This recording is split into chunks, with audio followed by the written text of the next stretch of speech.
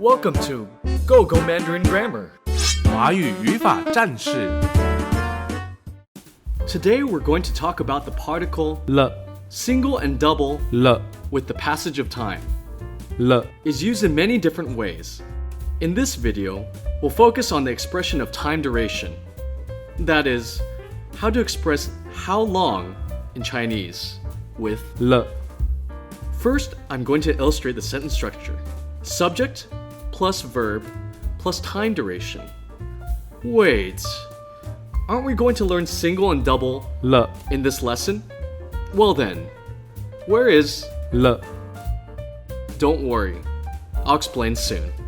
The sentence structure just shown is a basic form of how to express how long and is used for habitual behaviors or to indicate a future date. With a single 了 right after the verb, it refers to completed actions.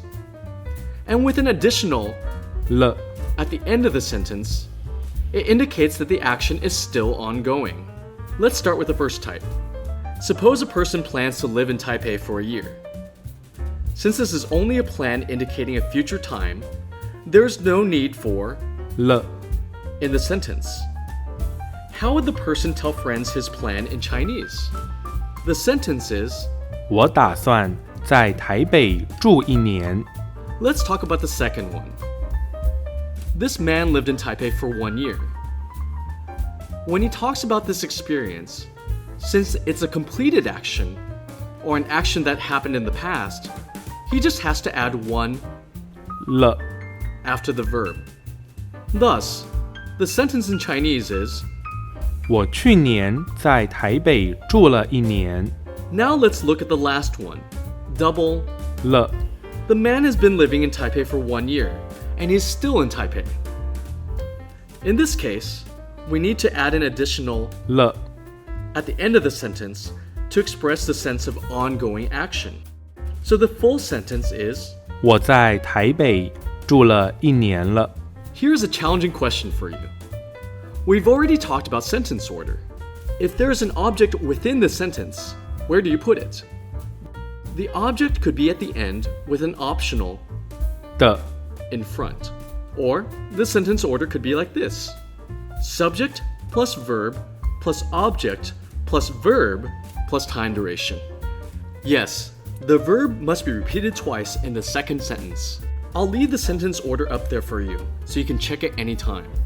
For practice, let's use 打篮球 She plays basketball every day for 2 hours. Let's try the first structure. How can you say that in Chinese? 他每天打2个小时的篮球的 Here is optional.